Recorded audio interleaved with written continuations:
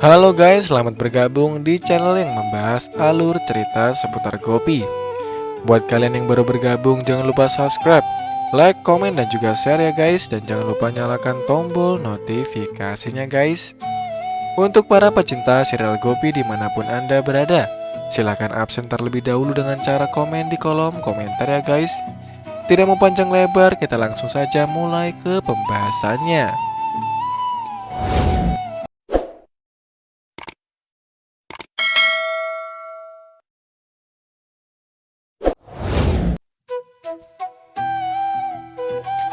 Gaura memeluk Gopi dan mengatakan Gopi adalah penyelamat dirinya dalam kesulitan sekarang. Lalu Vidya mengatakan bahwa Kokila belum datang. Gopi bilang dia di parkiran mobil. Urmila mengatakan sudah terlambat. Gopi mengatakan bahkan dia berpikir sama. Safran datang bersama Durga dan menyapa Jasri Krishna ke Gopi. Gopi menyapanya kembali dan kemudian menyapa Durga. Gaura mengatakan jika drama mereka sudah selesai, mereka bisa memulai Visarjan. Preman Gaura membawa peti besar di mana Kokila berada di dalamnya. Vidya bertanya, "Mengapa kau membawa peti ini?"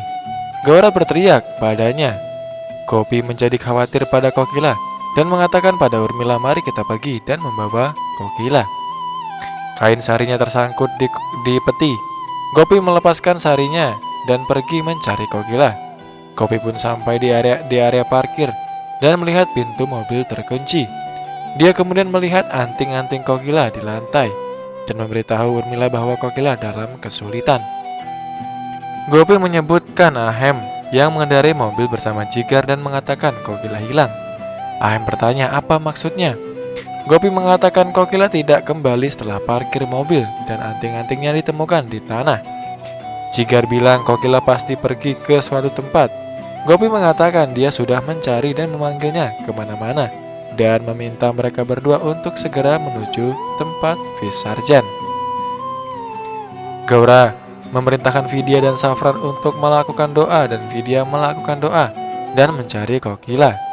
Gaura menegurnya dan meminta untuk melanjutkan doanya.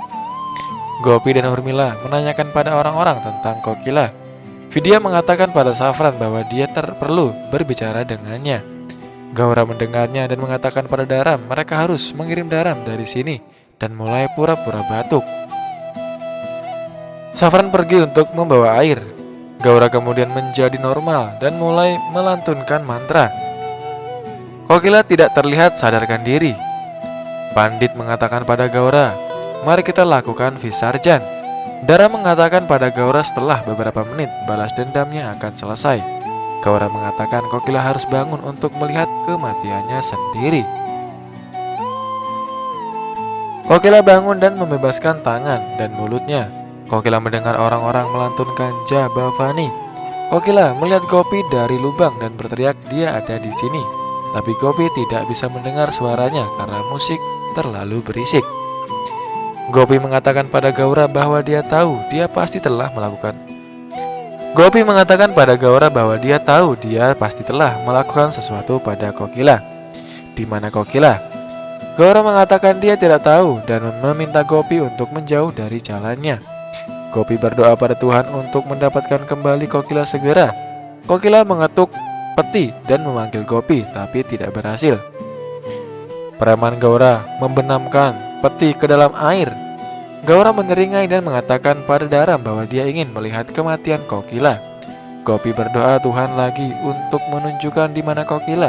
Lalu Gopi melihat tangan Kokila dan berjalan menuju koper sambil berteriak, "Maji!" Gaura menjadi tegang melihat itu. Vidya berpikir mengapa ibunya berlari. Gopi bertabrakan dengan kumkum tali saat berlari dan kumkum jatuh di tubuhnya. Dia kemudian melompat ke danau. Vidya bertanya pada Urmila mengapa ibunya melompat ke danau. Urmila mengatakan untuk menyelamatkan Kokila dan menunjukkan tangan Kokila. Mira dan Vidya melihat tangan Kokila dan mencoba berlari menuju danau, tapi Gaura memegang tangan mereka dan mengatakan mereka tidak bisa pergi. Vidya memberi sinyal pada Mira dan mereka berdua mendorong Gaura dan melompat ke danau. Daram mengatakan pada Gaura dua orang sialan ini juga melompat ke danau. Gaura mengatakan air sangat dalam dan kali ini Matarani akan mendapatkan 4 kematian sekaligus. Urmila mengikat tali ke truk dan berlari menuju danau. Gaura memeganginya dan mengatakan Pagli Samdan tidak bisa pergi dan dia harus membiarkan apapun yang terjadi. Gopi mencoba untuk memecahkan kunci koper untuk menyelamatkan Kokila.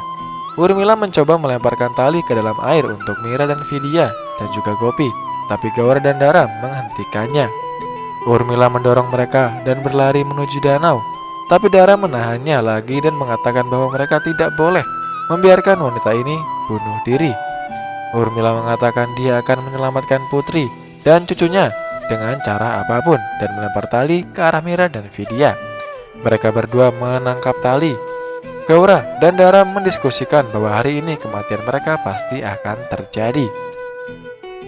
Gopi memecahkan kunci dan mengeluarkan Kokila dari danau dengan bantuan Vidya dan Mira. Urmila menarik tali dan Durga membantunya. Dara menegur Durga. Safran memegang tali berikutnya. Gopi membawa Kokila keluar, membuatnya tidur di tanah dan mengeluarkan air dari perutnya. Gopi kemudian memohon kepada Kokila untuk bangun, tapi Kokila masih tidak sadarkan diri. Gaura senang melihat ini. Gopi terus membangunkan Kokila dan Kokila akhirnya membuka mata. Gaura dan Dara marah melihat rencana mereka gagal. Gaura kemudian memulai dramanya, menangis dan meminta Kokila untuk bangun. Gaura mencoba untuk menyentuh Kokila, tapi Gopi mendorong tangannya dan memperingatkan dia untuk tidak mendekati Kokila. Kalau tidak, dia akan melemparkannya ke dalam air. Ahem datang dengan Jigar dan membangunkan Kokila. Jigar bertanya apa yang terjadi dengan Kokila. Gopi bilang dia jatuh ke air. Ahem meminta Jigar untuk membawa mobil. Mereka akan membawa ibunya ke rumah sakit sekarang. Seluruh keluarga bergegas menuju rumah sakit. Gaura memegang Mira dan bertanya apa hubungan dia sekarang dengan Kokila.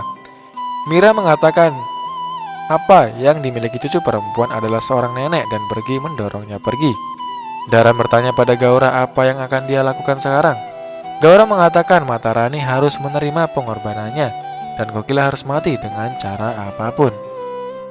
Gopi dengan yang lain membawa Kokila ke rumah sakit berulang kali meminta Kokila untuk bangun.